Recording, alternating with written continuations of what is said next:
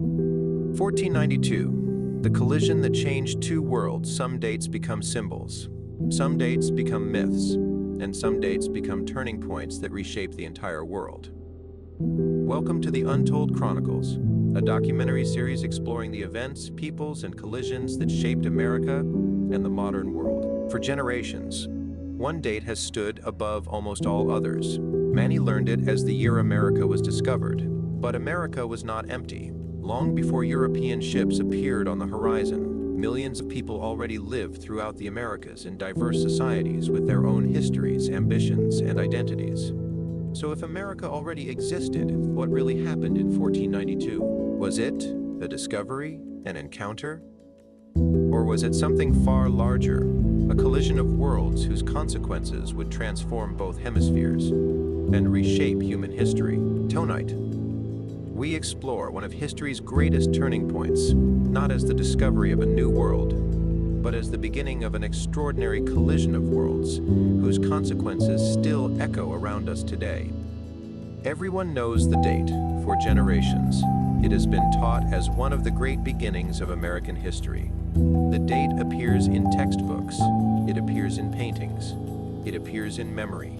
3 ships, a navigator from Genoa, an ocean crossing, a new world.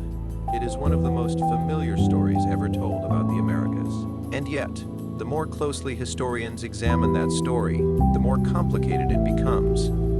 Because America was not empty, it was not unknown, and it was not waiting to be found. Long before Christopher Columbus looked west across the Atlantic, people already lived throughout the Americas. They built communities. They cultivated fields. They traded across rivers, mountains, and coastlines. They developed governments, religious traditions, and ways of life that had evolved over thousands of years. Tens of millions of people already lived throughout the Americas. Historians still debate the exact number, but the scale was vast. The peoples of the Americas did not belong to one civilization. They spoke many languages, practiced many beliefs, adapted to remarkably different environments. The world Columbus would eventually encounter was not one society, it was many worlds. So if America already existed, what happened in 1492? Why does this date matter so much? Why did one voyage become one of the great turning points in human history? And how did an expedition searching for Asia help create a world that neither Europe nor the Americas could ever fully escape? Because the story of 1492 is not really the story of discovery. It is the story of collision. A collision between worlds that had evolved separately for millennia. A collision that would reshape environments, redirect empires, transform economies, alter populations, and begin chains of consequence that would eventually influence the history of the future United States. This is not the story of one explorer. This is the story of what happened when the Atlantic stopped functioning primarily as a barrier and began functioning as a connection. The 4th of July, 1776. That date is often remembered as the birth of the United States. But before there could be a United States, there first had to be an America. And before there could be an America as later generations would understand it, there first had to be a transformed Atlantic world. That transformation began centuries earlier. And it began with a date nearly every schoolchild learns. Why has this date become so powerful? Partly because people naturally search for beginnings. History can feel overwhelming. Beginnings offer clarity. The image of 3 small ships crossing an immense ocean and discovering a continent appears to provide a simple starting point. It is a story with recognizable characters, a recognizable destination, a recognizable ending. But real history rarely provides such simplicity. The familiar story contains a contradiction. How can a place be discovered if millions of people already call it home? How can an entire hemisphere be new to humanity when generations have lived, worked, remembered, and imagined their futures there? Modern historians approach these questions in different ways. Some describe 1492 as an encounter. Others describe it as the beginning of colonization. Still others understand it as the opening of a new Atlantic system that connected previously separated worlds. The interpretations differ, The language differs, the emphasis differs, but there is broad agreement about one fact. 1492 changed history. The question is not whether it mattered. The question is why. Because if we step away from familiar paintings and inherited myths, something even more remarkable appears. We find forests already inhabited, rivers already traveled, fields already cultivated, trade routes already established, communities already shaped by memories, obligations, and expectations about the future.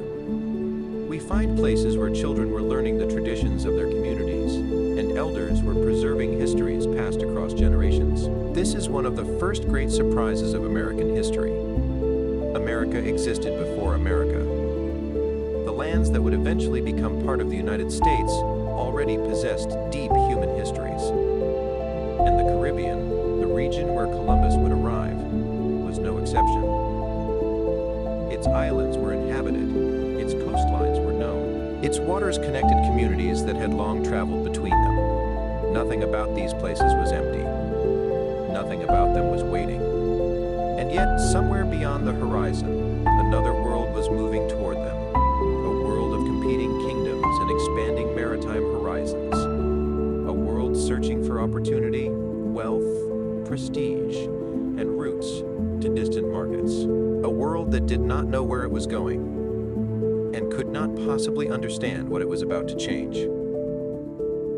The world before the collision for centuries, the Caribbean existed between sea and sky. Thousands of islands stretched across warm waters, linked by currents, winds, and human journeys. To later empires, these islands would become colonies and strategic possessions. To the people who already lived there, they were home. This was not the edge of the world. It was the center of a human world. Long before Columbus crossed the Atlantic, indigenous peoples had built lives throughout the Caribbean basin. Communities rose and changed over generations.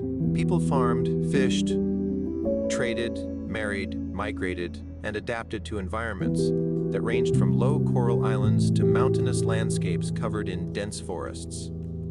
The Caribbean was not isolated, it was connected. People traveled between islands in large dugout canoes, skillfully built from local timber. They moved along coastlines and across open water, carrying goods, stories, and knowledge. Exchange linked communities separated by sea but connected by familiarity and experience. People knew these waters. They understood changing weather patterns and seasonal rhythms. They knew where fertile soil could sustain agriculture and where fisheries provided abundance. They knew which passages could be crossed and which harbors offered protection. This world had its own geography, its own memory, its own history. Among the peoples living throughout the region were communities often described collectively as the Taquino. Modern historians are careful with such labels.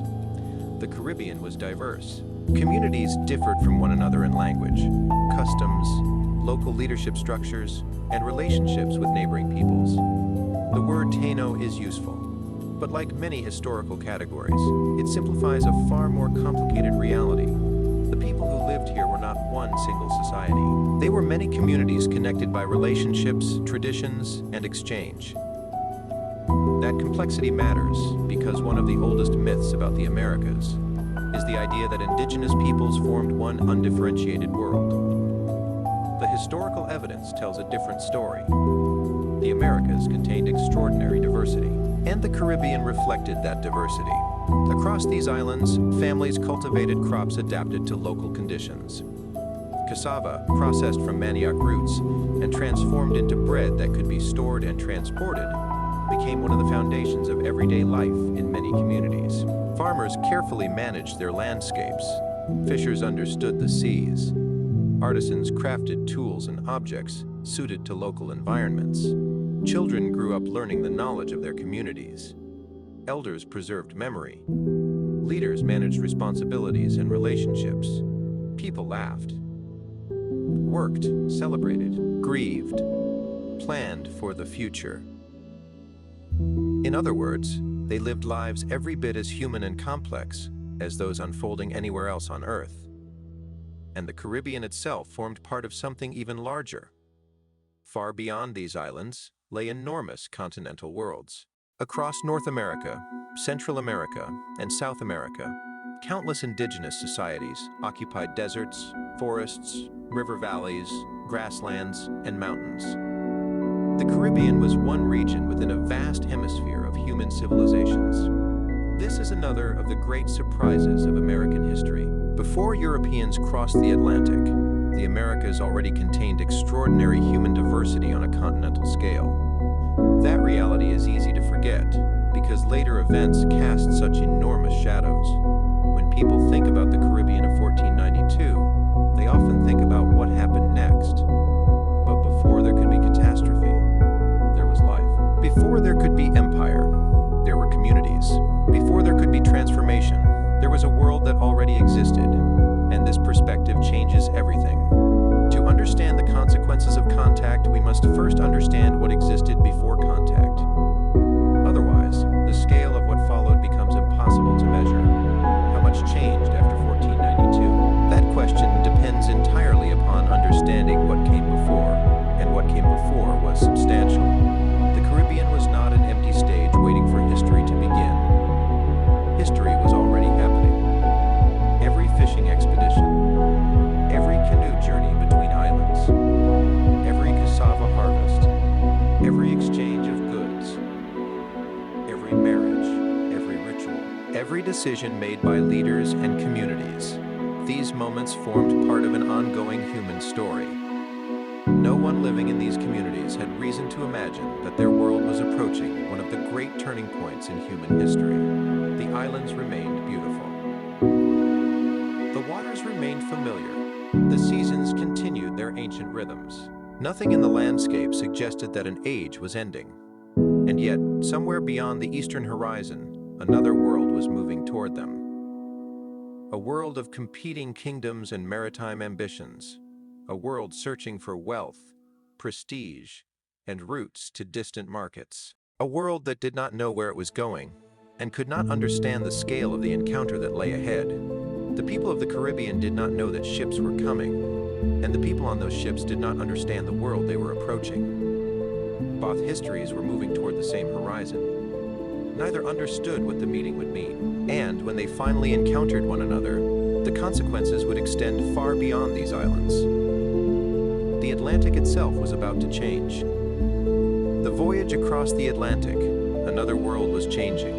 Europe in the late 15th century was a world of competing kingdoms and expanding maritime horizons. Rulers sought wealth, prestige, and security. Merchants searched for opportunities. Sailors pushed farther into unfamiliar waters. Maps improved. Ships became more capable. Knowledge accumulated slowly through generations of experience and experimentation. No one yet called it globalization, but connections were expanding, and the Atlantic Ocean stood directly in the path of those ambitions. To later generations, it may seem inevitable that Europeans would eventually cross it, but history rarely moves according to destiny. Nothing about what happened in 1492 was guaranteed. It emerged from particular circumstances, particular decisions, and particular hopes. For centuries, European commerce had been shaped by routes leading eastward. Asia occupied a powerful place in the European imagination. Stories circulated about immense wealth, prosperous cities, spices, and luxury goods that traveled through long and expensive trade networks. Pepper, cinnamon, silk. Gold, every intermediary increased costs. Every disruption created uncertainty. Rulers and merchants alike dreamed of finding alternative routes. If a direct path to Asia existed, whoever controlled it might gain extraordinary advantages. This desire was not uniquely Spanish.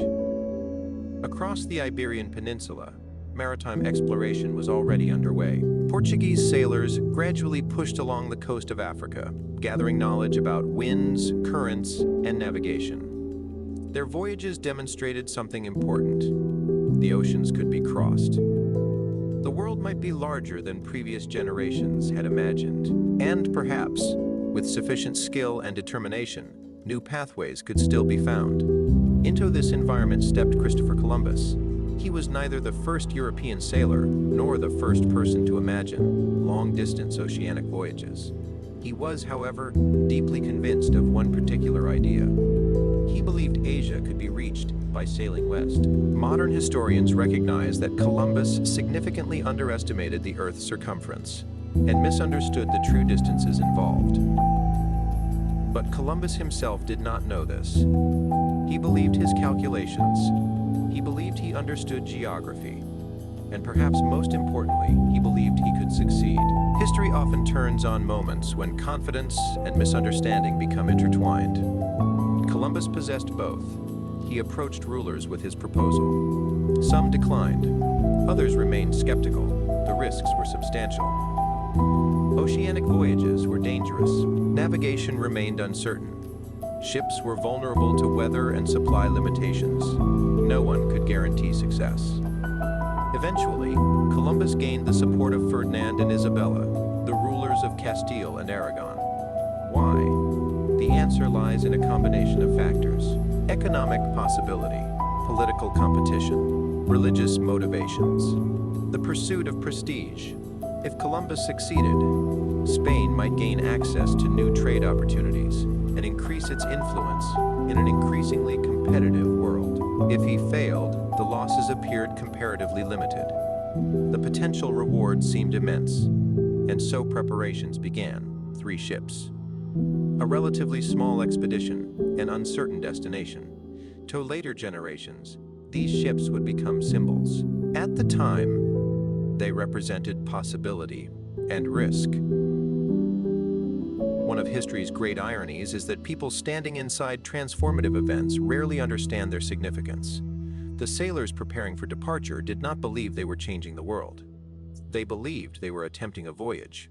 The Crown believed it was sponsoring exploration. Columbus believed he was searching for Asia. No one believed they were beginning a transformation that would reshape continents. The expedition departed in August of 1492.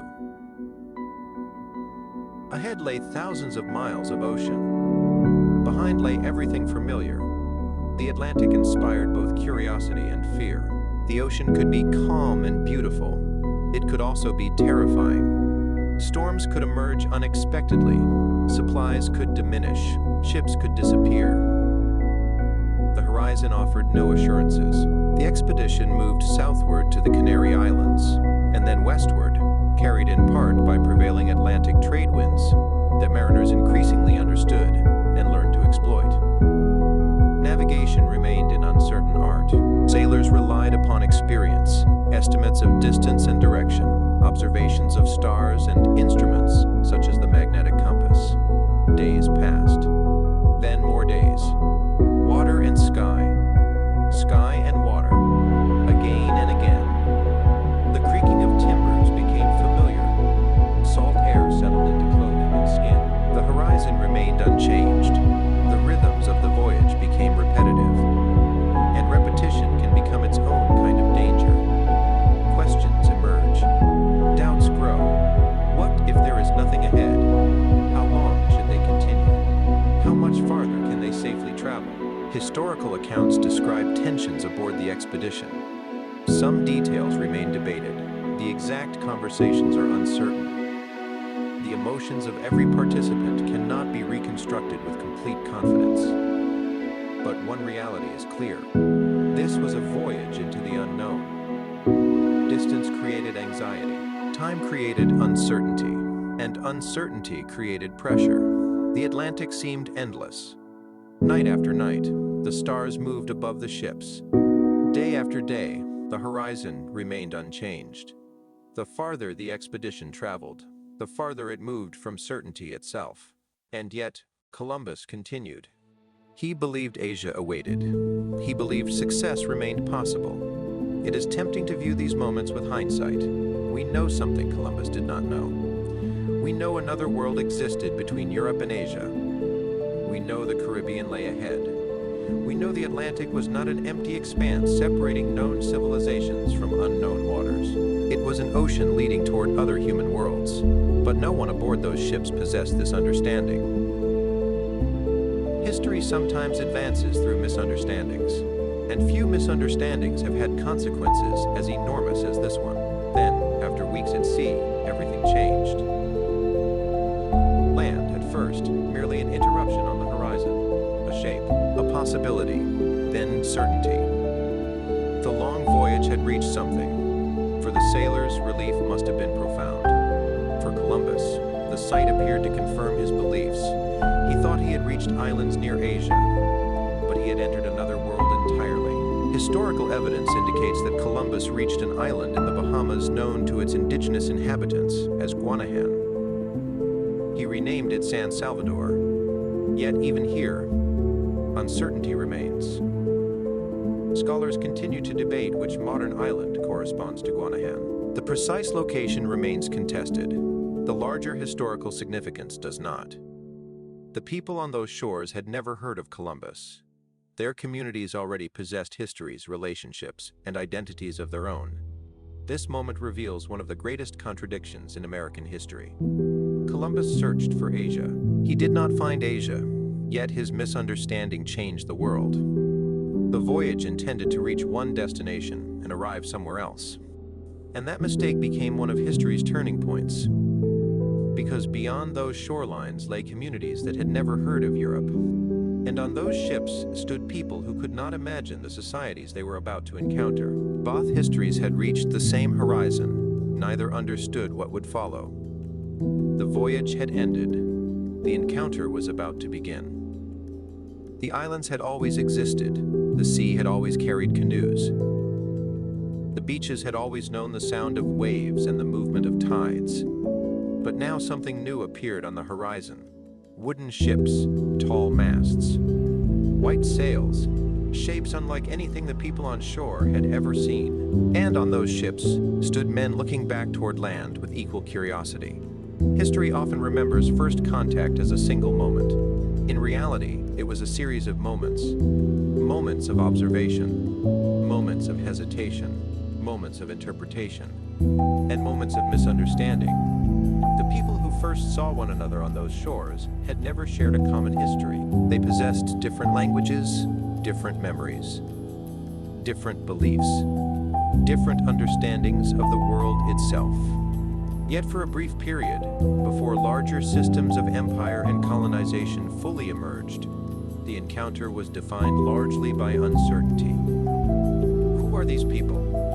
Where did they come from? What do they want? Both sides confronted the same questions.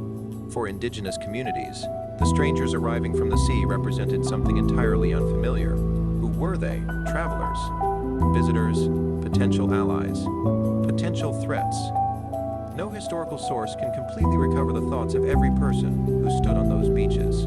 The historical record is incomplete. Much of what survives was written from European perspectives. Indigenous voices often reach us indirectly through archaeology, oral traditions, and fragments preserved within colonial records. There are limits to what can be known. Yet uncertainty itself becomes part of the story, because uncertainty was precisely what the participants experienced. For Columbus and his crews, the encounter was equally bewildering. They believed they had reached islands near Asia. They interpreted what they saw through assumptions carried from Europe. They looked at unfamiliar coastlines and attempted to fit them into familiar categories. They observed people they had never seen before and tried to understand them using ideas they already possessed. This is a profoundly human tendency. When confronted by the unknown, people often interpret it through what they already believe. And so the first encounter became not only a meeting of peoples, it became a meeting of assumptions. The beaches of Guanahaní became places of observation. People looked at clothing, at tools, at ornaments, at canoes drawn up along the shore, at unfamiliar ships anchored in shallow waters. Every detail invited questions. How do these people live? What do they value? What can they offer? Should they be feared? Should they be trusted? For a time, curiosity appears to have shaped many of these encounters. Historical evidence suggests that exchanges occurred. Objects changed hands. Gifts were offered. Gestures communicated intentions. People approached one another cautiously. They pointed. They observed. They attempted to communicate through signs and expressions. These moments matter, because later events can make it easy to assume that violence and domination were immediate and inevitable. History was more complicated. The first meetings contained possibilities that had not yet disappeared.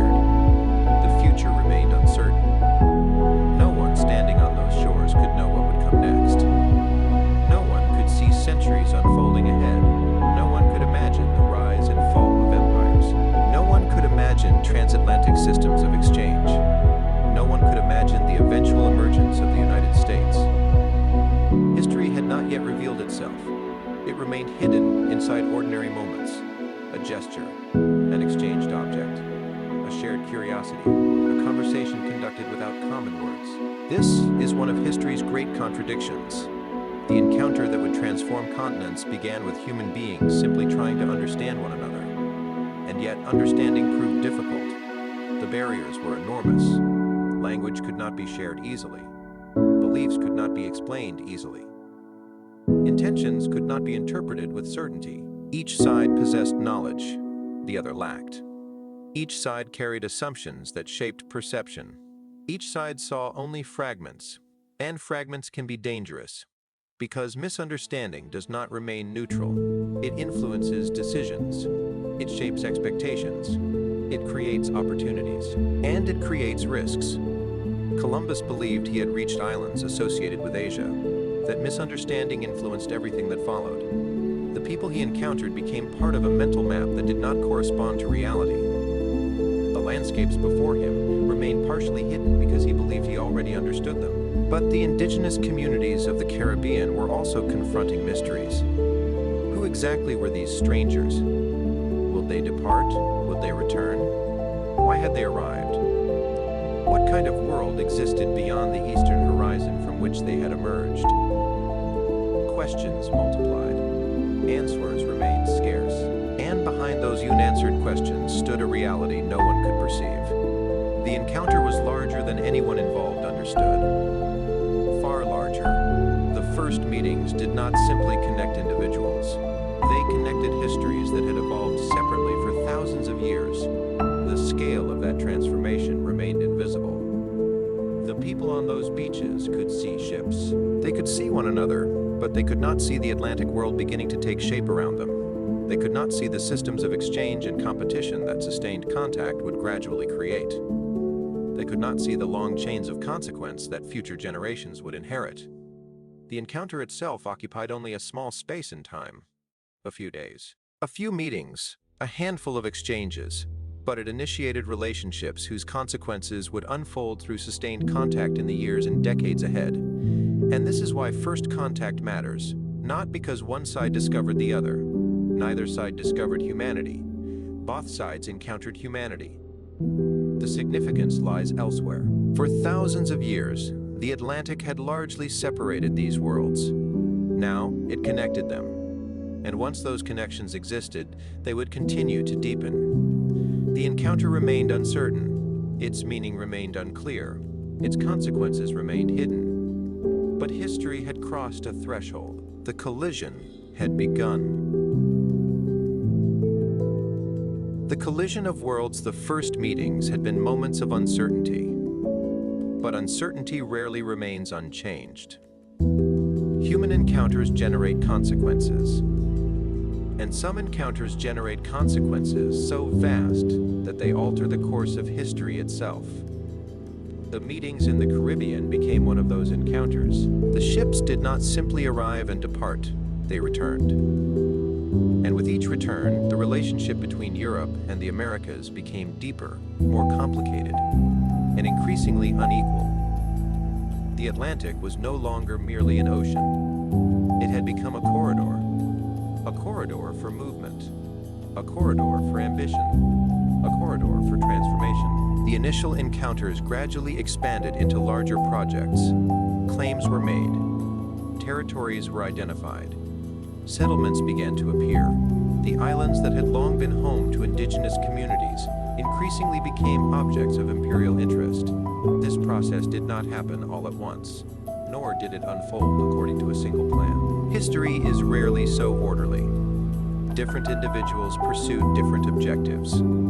Some sought wealth, some sought prestige, some sought religious conversion, some sought opportunity. And imperial institutions themselves evolved through experimentation, improvisation, and changing circumstances. Yet together these efforts produced a larger pattern. Encounter became colonization. This transition represents one of history's great turning points. Because colonization is not simply movement from one place to another. It is the creation of new relationships of power. It changes who makes decisions, who controls resources, who defines laws, whose interests increasingly shape the future. The consequences of those changes can extend across generations. In the Caribbean, European settlements became footholds for expanding imperial systems. Small outposts became centers of administration. Claims became occupations. Temporary presence became permanence. And permanence altered everything. Questions that once centered on curiosity increasingly centered on possession. What resources existed? How might they be obtained? What opportunities lay within these islands? Imperial ambitions grew larger. The encounter that had begun with uncertainty increasingly became a struggle over the future. And yet, even as political systems changed, something else was occurring. The movement of life itself had begun. Plants moved. Animals moved. Technologies moved. People moved. The Atlantic corridor carried far more than ships. Historians often describe these transformations collectively as the Columbian Exchange. The phrase sounds technical. Its consequences were anything but. Over time, species that had evolved separately for thousands of years entered entirely new environments. Maize and potatoes, first domesticated in the Americas, would eventually become important food crops across parts of Europe, Africa, and Asia. Wheat traveled in the opposite direction, joining American landscapes where it had never previously existed. Horses and pigs crossed the Atlantic and transformed environments and human relationships, with those environments in profound ways. The transformation worked in multiple directions. The Americas changed Europe. Europe changed the Americas. Both hemispheres became participants in a process neither had anticipated. This is another contradiction at the center of 1492. The encounter often appears in memory as a story about one world changing another. The historical reality is larger. Both worlds changed. And the changes reached far beyond politics. Landscapes changed. Forests changed. Agricultural practices changed. Economic systems changed. Human expectations changed. The Atlantic became an engine of exchange. But exchanges are never entirely equal. Different societies possess different resources, different technologies, different vulnerabilities, and different capacities to respond to rapid transformation. The consequences therefore unfolded unevenly. Some communities found opportunities within changing circumstances. Others confronted extraordinary pressures. Indigenous peoples were not passive participants in this history. Communities adapted, negotiated, resisted, made decisions, sought alliances, and attempted to respond to rapidly changing realities. Their choices mattered. Even when circumstances became increasingly difficult, people continued to act within history rather than simply endure it. And among the most profound transformations were demographic changes. The human geography of the Caribbean began to change. Why? This question has occupied historians for generations. There is broad agreement about the outcome. Many indigenous communities experienced catastrophic population decline after sustained contact. But explaining why is more complicated. Disease played an enormous role. Peoples across the Old World had long lived within disease environments that differed profoundly from those of the Americas. As sustained contact increased over years and decades, pathogens entered populations with little previous exposure to many of them. The consequences could be devastating. Yet historians increasingly caution against simple explanations. Disease alone does not explain history. Violence mattered. Forced labor mattered. Displacement mattered. Social disruption mattered. Food shortages mattered. Imperial systems mattered. And disease mattered. Multiple forces interacted simultaneously. The tragedy emerged through their combination. Historical suffering rarely has a single cause. And this complexity matters because it restores human agency to the story. The peoples of the Caribbean did not simply disappear because biology determined an inevitable outcome. They confronted converging crises generated by environmental, political, economic, and epidemiological transformations of extraordinary magnitude. Understanding this complexity does not lessen the tragedy. It deepens it, because it reveals not one catastrophe but many.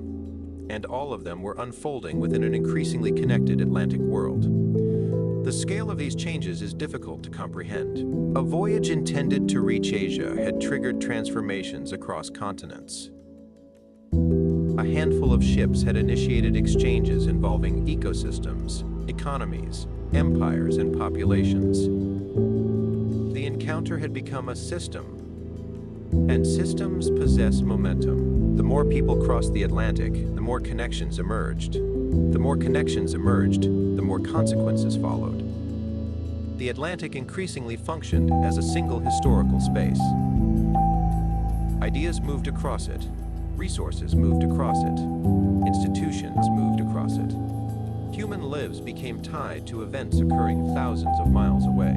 A decision in Europe could reshape a Caribbean settlement. An event in the Caribbean could influence policies across the ocean. The sea no longer separated histories, it linked them. This was the birth of an Atlantic world, and the creation of that world would eventually shape nearly every chapter of American history. Empires would compete within it. Colonies would emerge within it. Economies would develop within it. Conflicts would unfold within it. The future United States would arise within it. But none of this was visible during those first encounters. The people who exchanged objects on Caribbean beaches could not see the systems forming around them. The sailors who looked upon unfamiliar coastlines could not imagine the centuries ahead. The communities who welcomed, questioned, or cautiously observed strangers from the sea could not foresee how profoundly the Atlantic itself had changed. History often hides its largest transformations inside seemingly ordinary moments. A landing, a conversation, a settlement, a voyage. Only later do those moments reveal their full meaning. And by the time their meaning becomes clear, the world has already changed. The collision of worlds had begun. Its consequences were spreading. Its systems were expanding. Its transformations were accelerating. And, for many communities throughout the Americas, the deepest reckonings still lay ahead. The world after 1492 history sometimes changes gradually. At other moments, it changes with astonishing speed. The events that began in the Caribbean after 1492 belong to both kinds of history. The first meetings were brief. The consequences were centuries long. The ships that crossed the Atlantic did not simply connect one expedition to one group of islands. They connected worlds. And once those connections deepened through repeated voyages, settlements, and exchange, history itself began moving in new directions. The Atlantic Ocean had once separated societies. Increasingly, it linked them. People crossed it. Ideas crossed it. Plants crossed it. Animals crossed it. Beliefs crossed it. Wealth crossed it. Diseases crossed it. And because all of these things moved together, no society remained entirely unchanged. The Americas changed. Europe changed. Africa changed. The Atlantic became one of history's great engines of transformation. This transformation did not unfold evenly. Different communities experienced different consequences. Some opportunities expanded. Some societies gained power. Others confronted profound disruptions. The outcomes varied. The experiences differed. History never moves in exactly the same way for everyone. Yet, despite these differences, one larger pattern becomes clearer. The Atlantic increasingly functioned as a single historical system. Events in one region produced consequences in another. Decisions made by rulers thousands of miles away reshaped local realities across oceans. Communities that had never known one another became connected by forces they did not control. A farmer in Europe, a sailor in the Atlantic, an indigenous community in the Caribbean, and a ruler in a distant court increasingly occupied the same historical world. This was something genuinely new. Not because long-distance connections had never existed. Human societies had always built networks. Trade routes had linked distant peoples for thousands of years. Empires had risen and fallen. Ideas had crossed continents. But the Atlantic now joined entire hemispheres that had evolved separately for millennia. The scale of this transformation was extraordinary, and its consequences continued unfolding long after Columbus himself disappeared from history. This may be one of the great ironies of 1492. The individuals who participated in these events could not fully understand what they had begun. The sailors who crossed the ocean believed they were pursuing a route to Asia. The communities that first encountered strangers from the sea could not know that these meetings would become part of a far larger historical process. The rulers who sponsored voyages could not predict every consequence of their decisions. History was becoming larger than the intentions of any individual. The Atlantic world that emerged after 1492 became increasingly competitive. Empires recognized opportunities. They recognized resources. They recognized strategic possibilities. And they recognized one another. The ocean was no longer merely a distance between continents. It had become a space of imperial ambition. The competition that followed would reshape enormous regions of the world. Spanish influence expanded. Other European powers observed developments with increasing interest. Rivalries intensified. New expeditions followed. New settlements appeared. New claims were made. The Atlantic became a stage upon which empires pursued power, wealth, and influence. Again, none of this was inevitable. History always contains alternatives. Different choices produce different outcomes. Different circumstances create different futures. But once sustained Atlantic connections existed, the possibilities for expansion multiplied. New pathways had opened, and people moved through them. Over time, colonies would emerge across the Americas, communities would form, economies would develop. Political institutions would evolve, conflicts would erupt. Entire societies would arise from conditions created by Atlantic transformation. Eventually, among those societies, another political experiment would emerge, the United States. This does not mean that 1492 caused the United States in any simple or direct way. History is never a straight line. Centuries of decisions, conflicts, contingencies, and transformations still lay ahead. Empires would compete. Peoples would resist. Ideas would evolve. New identities would emerge. The future remained open, and yet another truth is equally important. Future American history becomes impossible to understand without 1492. Because the America that eventually existed grew within an Atlantic world, already transformed by contact exchange, colonization, and imperial competition. The United States did not emerge in isolation. It emerged inside a connected world. Its origins cannot be separated from that world. Its history cannot be separated from that world. Its identity cannot be separated from that world. In many ways, America inherited an Atlantic world that already existed before the nation itself. This realization invites another question. Where does America begin? Perhaps not with a declaration. Perhaps not with a revolution. Perhaps not with a constitution. Perhaps America's origins are better understood as a series of transformations unfolding across centuries. The creation of Atlantic connections, the movement of peoples and ideas, the rise of empires, the collision of worlds, the emergence of entirely new historical possibilities. Seen from this perspective, 1492 becomes something larger than a voyage. It becomes a threshold between worlds that had once existed apart. And beyond that threshold lay centuries of consequence. Some consequences brought exchange and new opportunities. Others brought displacement and suffering. Many brought both. The story is too large for simple categories, too large for heroes and villains alone, too large for myths of discovery. What happened after 1492 was not one event. It was the beginning of processes that continued unfolding long after the ships had disappeared beyond the horizon. Its rivalries were still intensifying. Its consequences were still emerging. And for many communities throughout the Americas, the deepest reckonings still lay ahead. The story of encounter was becoming the story of transformation. The story of transformation was becoming the story of empire. And the story of empire was about to become something even more profound. A story of survival, loss adaptation, and one of the most dramatic demographic transformations in human history. The year was 1492. 3 ships crossed an ocean. That much is true. But the meaning of those voyages was always larger than the voyages themselves, because history is not defined only by where people intend to go. It is also shaped by the consequences that unfold after they arrive. Christopher Columbus believed he was searching for Asia. The people of the Caribbean could not have known that strangers from another hemisphere were approaching their shores. Neither the sailors aboard those ships, nor the communities watching from the beaches understood the scale of change that sustained contact would eventually bring. They could see the sea. They could see unfamiliar faces. They could see islands and ships and exchanged gifts. What they could not see was the centuries beginning to gather around them. The Atlantic world was changing.